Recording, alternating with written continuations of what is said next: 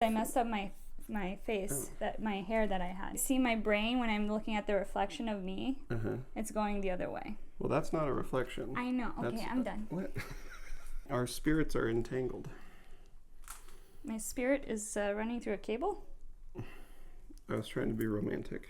Like our hearts and spirits are entangled because we're going to spend forever together.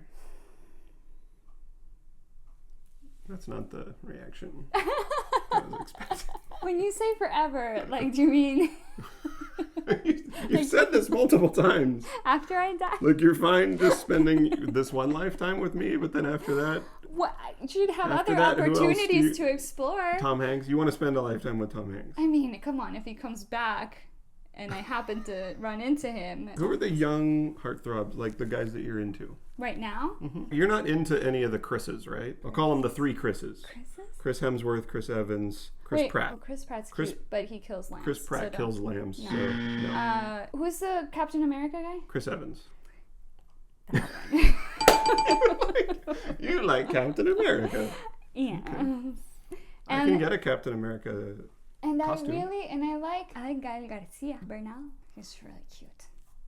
He's a really handsome guy. Was he in Amores Perros, Motorcycle Diaries, Y Tu Mamá También.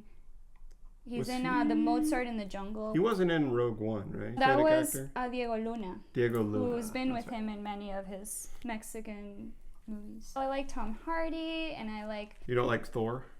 Oh, Chris he's... Hemsworth? Yeah, I like all the Chris's then. Except for the fact that Chris Pratt kills baby sheep. Yeah. I don't like. Hi guys, I'm Anna. And I'm Brian. And we are... Those Annoying Vegans! Hey, we are back in the kitchen. We are. Haven't seen you in a while. Well, we see you every day, but you haven't. Every single day. But you have not.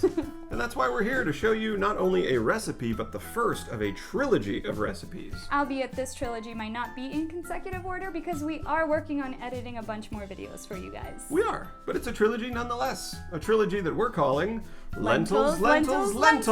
Because lentils are awesome. They are. And for this first recipe, we're going to show you how to make a hearty and delicious red lentil soup. And despite the fact that it's been super hot here in Los Angeles this summer, we've adopted red lentil soup as one of our favorite go-to meals. That's right, because it is delicious, affordable, and easy to make. Hey, so let's make it. Let's make it.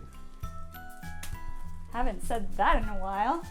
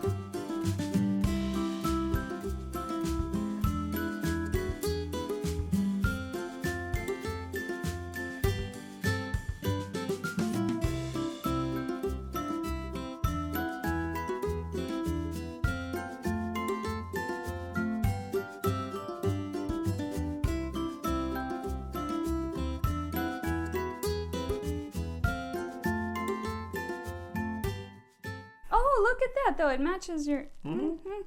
Green, green, and blue, my blue. toes are blue.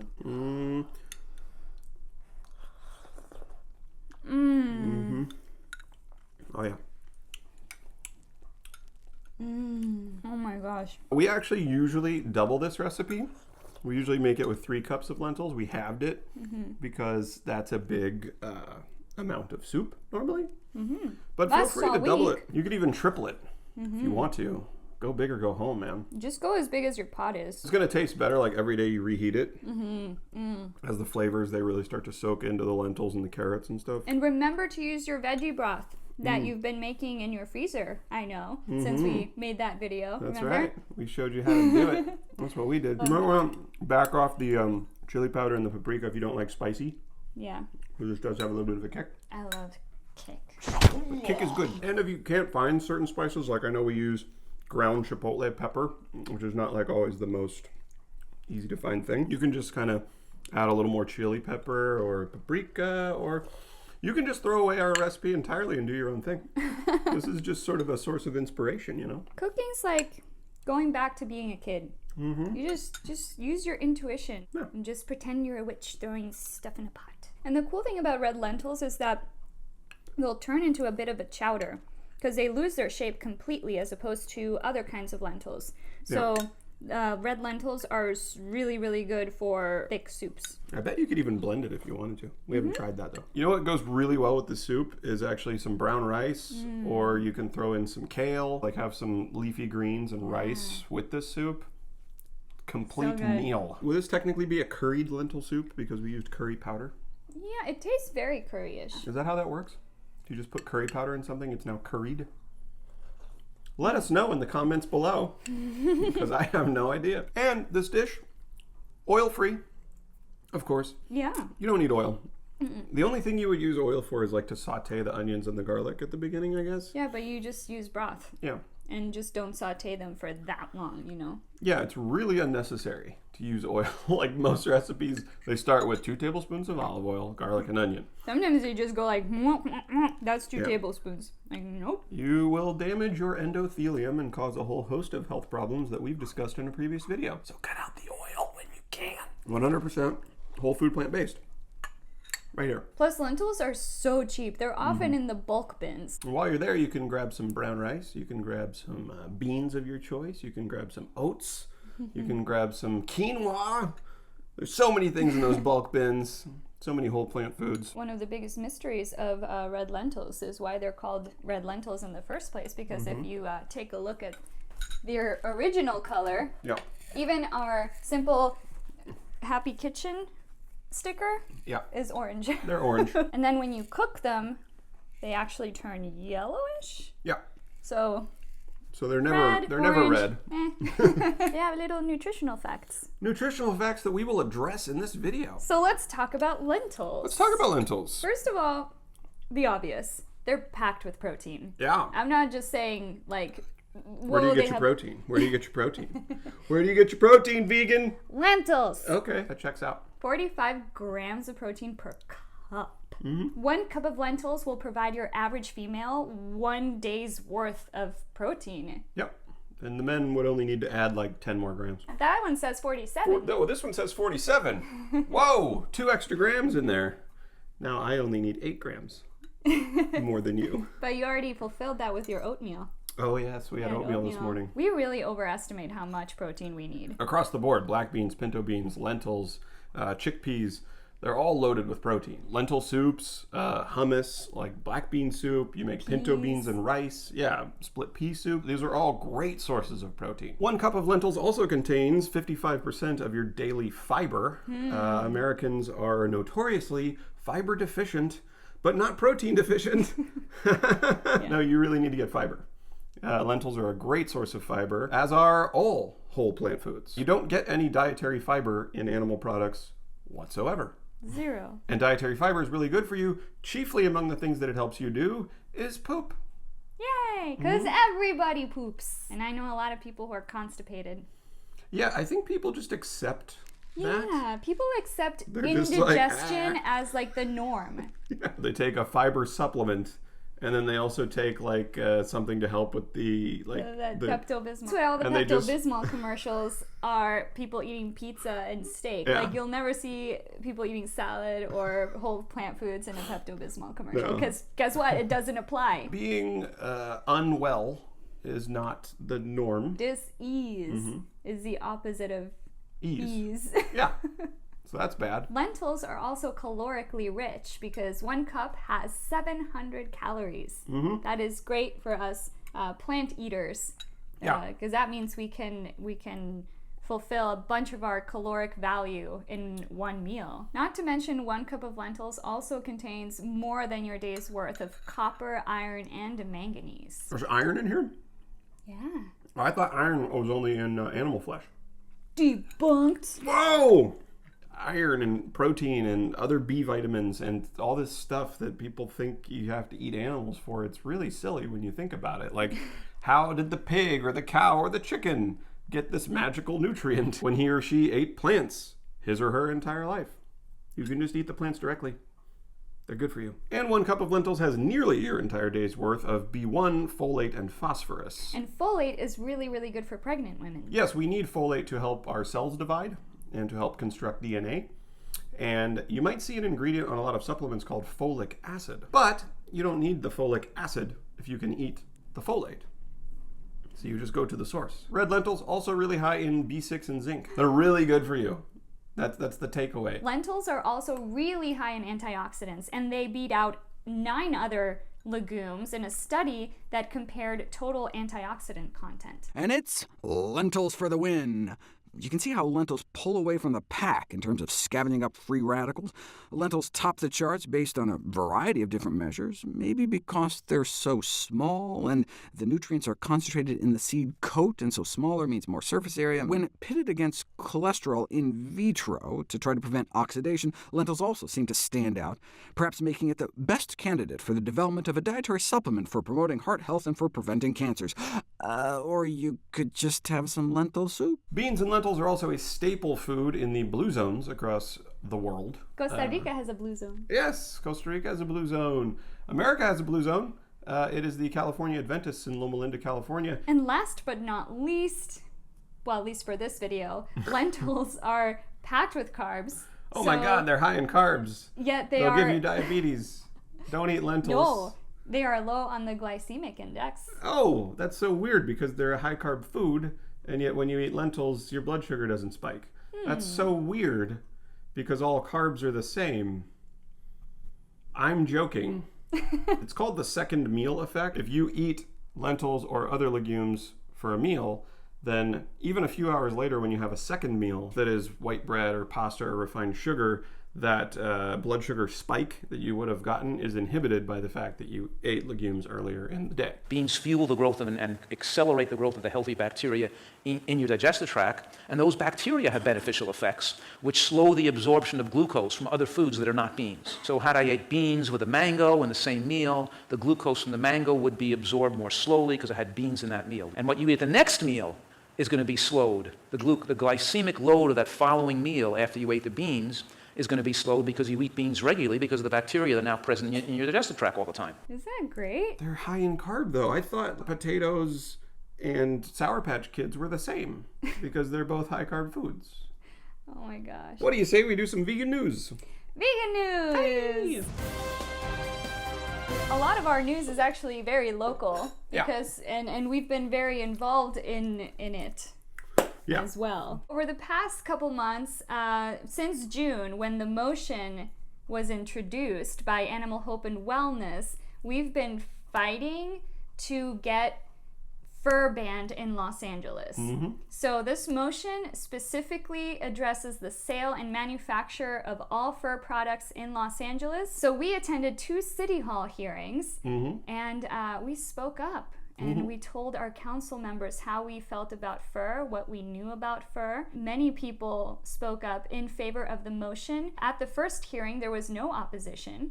At the second hearing, when I think they got a little scared. Magically, there was opposition there all of a sudden. So he allowed 15 people in favor and 15 people against the motion to speak. They do hear both sides. So just whoever argues it best. And that happened to be us. So the motion is currently being drafted by the city attorney and it will likely undergo a revision process. We don't know when that will conclude, but it would call for the ban of all fur products in Los Angeles starting in January 2020. Now, this doesn't apply, of course, to fur that is sold in thrift stores, for example, but just new fur, meaning Bloomingdale's over there in the Westfield Plaza would have to shut down their fur department. Yep. Fur-free LA. Fur-free LA, because fur is cruel. One of our main points was that, look, none of the vegan activists in this room have anything to gain financially by banning the sale of fur. We're just asking that it be done because it's right. And virtually the entire opposite side of the argument was purely financially based. But should money override our ethics, we would argue no. Moving on, SB 1249, the California Cruelty-Free Cosmetics Act, passed the state assembly with an 80-0 vote and the Senate with a procedural concurrence vote. Which is a big deal because California is the 5th largest economy in the world. If you want to sell them in California, they have to be cruelty-free. Companies are going to have to restructure. There's no choice. You can't just leave California out of it. Especially with Los Angeles and Hollywood. I don't know if you guys know this, but a lot of people here, they wear a lot of makeup. They shoot movies. So this bill will be making it to Governor Jerry Brown's desk. Call. Your calls matter. Yeah. We called, and it takes 5 seconds. You just say, I am in favor of SB 1249. Please vote yes. Please vote yes. And finally, recently we attended the official Animal Rights March, which was a huge event that happened all over the globe. London, for example, had 10,000 protesters in the streets. When people see the numbers on the streets, it makes an impact. It makes a huge impact. Activism is so important for this movement. Get out there, attend a vigil, attend a Cube of Truth. Go support these laws at your city hall. Go march. We have the March of Silence coming up September 12th. Let's make that an epic march. And if you guys watched our last video that took place at the official Animal Rights March, yes, those were 2 real-life trolls. One guy was drinking raw goat milk. One girl was eating raw ground cow flesh. Sort of eating it, because she didn't look like she was actually enjoying it. She was timidly just like nibbling bites off of it. Just to prove what? At one point, she was like, you can't get vitamin A, vitamin K, vitamin D. She listed all these vitamins, and then one of the other activists was like, yes, you can get vitamin A. Your body will turn pro-vitamin A carotenoids like beta-carotene into fully formed vitamin A. And then she just said, no, it won't. So what do you do with that? Where do you go from there? You just have to move on. Actually, Bill Nye was in an interview with climate change deniers, and he kind of summed it up the best. So let's just start with, we don't agree on the facts. And then you can move to a topic where there actually is some dialogue or some conversation to be had. And then, of course, we did invite them. We said, hey, the march is starting. Come on, guys, join us on the march. And they didn't go. But it's important to remain civil, That's remain what I was kind. Gonna say. Yes. No matter what, do not raise your voice. What that creates is just conflict right from the start, and you're also fulfilling their stereotype of activists. So you want to remain calm and just have a conversation. What they want is they want to get a whole bunch of angry vegans yelling in their face. So if you don't give them that, then they have no video. Respectfully answer their questions and use the Socratic method and ask them questions in return. If you like this video, please give us a thumbs up down below. That really helps us out. And if you haven't already, subscribe! And make sure you slam that notification bell. That way you will be notified every time we put out a new video. Follow us on Facebook and Instagram and check out our Etsy store for some great vegan swag. We're actually not wearing any of it. No, this is the vegan flag. Yeah. By the way, veganism has a flag. This is a shirt by some young up-and-comer named Mike the Vegan.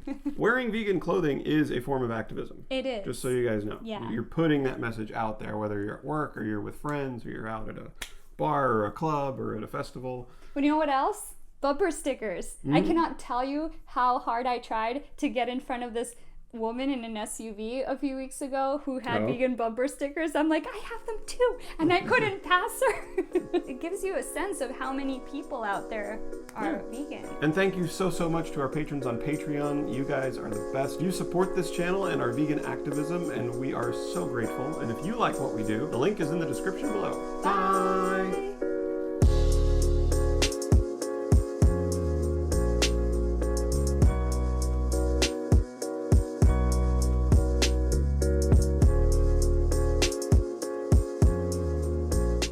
Lentil. lentil soup. Ready? I just took all the vowels out of those words.